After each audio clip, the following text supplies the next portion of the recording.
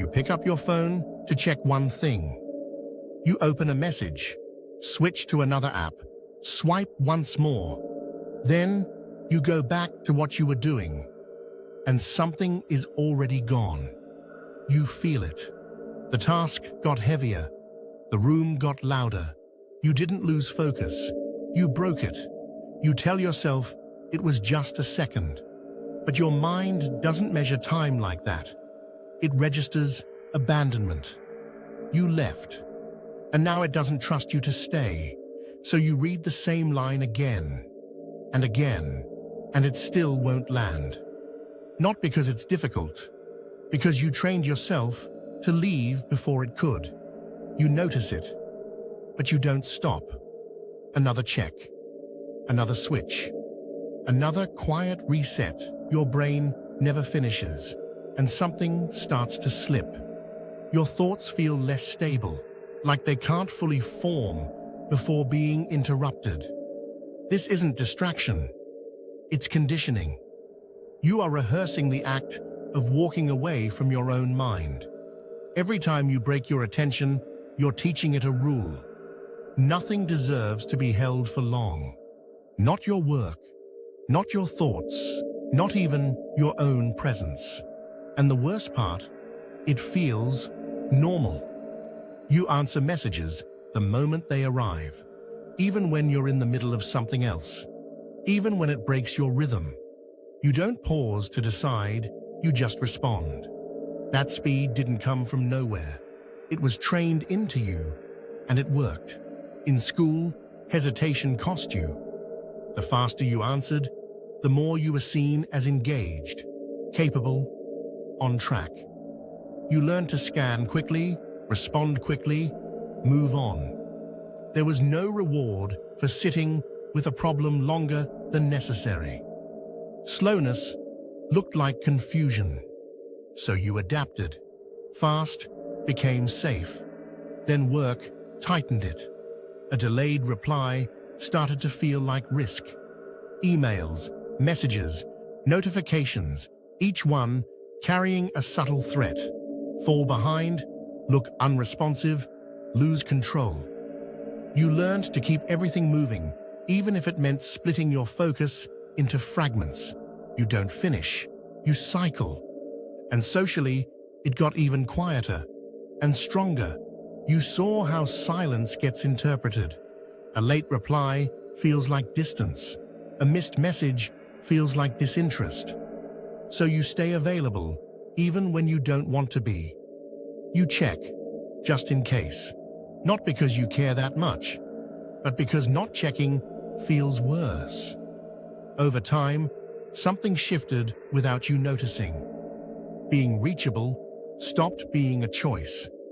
It became a form of safety. If you're always updated, always responding, always aware, nothing can surprise you. You're not staying connected, you're staying guarded. And it worked. You didn't miss things, you didn't seem rude, you didn't fall behind. The system rewarded you for it over and over again. But your mind was learning something else at the same time. Every quick check taught it that stillness isn't necessary. Every interruption told it that depth can wait. Every shift of attention became proof that you don't need to stay. You leave before anything deepens. You notice it, but you don't stop. Because stopping now feels unfamiliar, even slightly unsafe. Sitting with one thing, one task, one thought, one moment starts to create tension. Not because the task is hard, but because your system isn't used to staying. You weren't built this way. You were conditioned.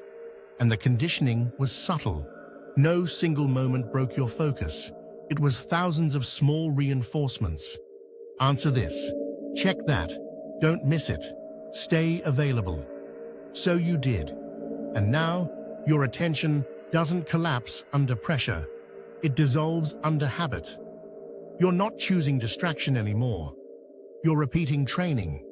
You sit down to work, open the file, and before you read the first line, Your hand is already moving.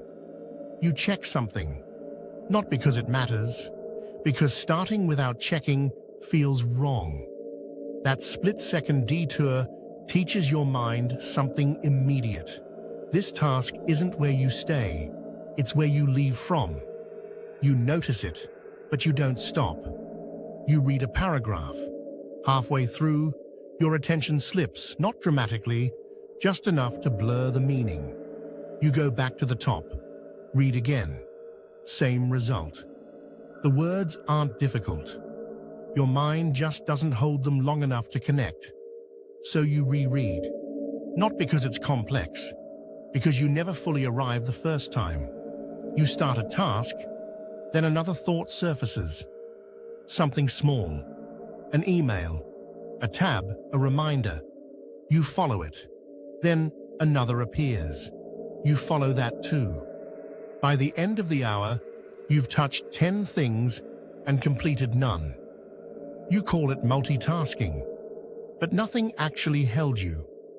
The discomfort isn't in the workload. It's in staying with one thing long enough to feel its weight. Conversations start to thin out in the same way. Someone is talking, and you're there, nodding, reacting at the right moments.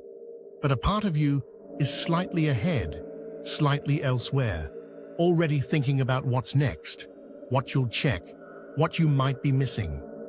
So you respond quickly, smoothly but not deeply.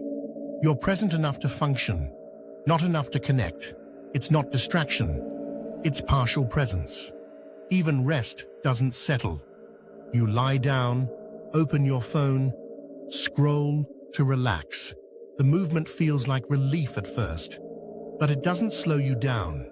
It keeps you activated. Clip after clip, image after image. Your mind keeps shifting without landing. You stop, eventually. Not because you're satisfied, because you're tired, and somehow more restless than before. You call it unwinding, but your system never actually powers down. Then there's the silence between messages. You send something. Minutes pass. No reply. You feel it, not as a thought, but as a low-grade tension in your body. You check again. Still nothing. So you send something else, or you open another app, or you look for any signal, because waiting feels unsafe. Not because something is wrong, but because nothing is happening. You start to fill every gap, every pause. Every empty second becomes something to manage, to occupy, to escape. The idea of doing nothing, even briefly, starts to feel unfamiliar, then uncomfortable, then almost impossible. You don't notice the exact moment it shifts, but over time, your days stop having depth. Everything becomes short, interrupted, slightly unfinished. Tasks, conversations, even your own thoughts, they never get the time to fully form, so nothing fully lands. And without realizing it, your life becomes a sequence of beginnings that never turn into anything solid. You're not just distracted, you're interrupted before you can become absorbed. And that interruption is no longer coming from the outside, it's coming from you. You open a tab, read 2 lines, then switch. Not because you're done, because something in you tightens the moment it asks for more. You call it distraction. It's not. It's withdrawal. You start something, and within seconds, there's a quiet pressure building, subtle but insistent. A sentence that requires effort. A thought that doesn't resolve quickly. A moment where nothing happens. You notice it, and you leave. Not towards something important, just away from that feeling. That's the mechanism. Your attention isn't failing. Your mind no longer trusts itself to stay. Every interruption teaches it the same lesson. You won't hold the line, so it stops trying. You don't lose focus in the middle. you abandon it at the beginning. Not because you're incapable, because you've trained escape to feel safer than staying. You switch tasks the second it gets unclear. You check your phone the moment it gets quiet. You refresh, scroll, reopen, anything to avoid that thin edge where effort begins. And each time, something small breaks. Not visibly, but internally. The part of you that was about to go deeper learns it won't be supported. So next time, it doesn't even show up. You think you're choosing between tasks. You're actually choosing between depth and relief. And you keep choosing relief. You tell yourself, you'll come back. You don't. You tell yourself, it's just a quick check. It isn't. You tell yourself, you can still focus when it matters. But when it matters, this is exactly what happens. Because the problem isn't the task. It's the moment before the task settles. That moment feels empty, unstructured, slightly uncomfortable, undefined. And instead of letting your mind enter it, you replace it. Noise instead of contact, movement instead of direction, reaction instead of decision. You're not managing your attention. You're avoiding your own mind. There are two parts of you now. One that wants to stay, to go deeper, to finish, and one that scans for exits the second it feels friction. They don't cooperate. The second one wins faster, so the first one stops insisting. You feel this split in small ways. You sit down with intention and immediately feel resistance. You try to think, and something interrupts before the thought forms. You attempt to focus, and another urge overrides it. You notice it, but you don't stop, because stopping would mean sitting inside that discomfort without an escape. And you've trained yourself not to. This is where the real shift happens. Not in your schedule, not in your apps. Inside that microsecond where you decide whether to stay or leave. You believe your attention is pulled away. It's not. You release it, and you've done it so often that now it happens before you even realize there was a choice. You don't finish thoughts anymore. You orbit them. You don't follow ideas. You sample them. You don't stay long enough to hear yourself clearly. So your mind gets louder, not richer. Louder, because it's trying to reach you through the noise you keep adding. This is the part no one tells you. The noise isn't the problem. It's the shield. Without it, you would have to face the slow, unedited flow of your own thinking. And you've lost the habit of being there for it. So you keep reacting, keep checking, keep switching.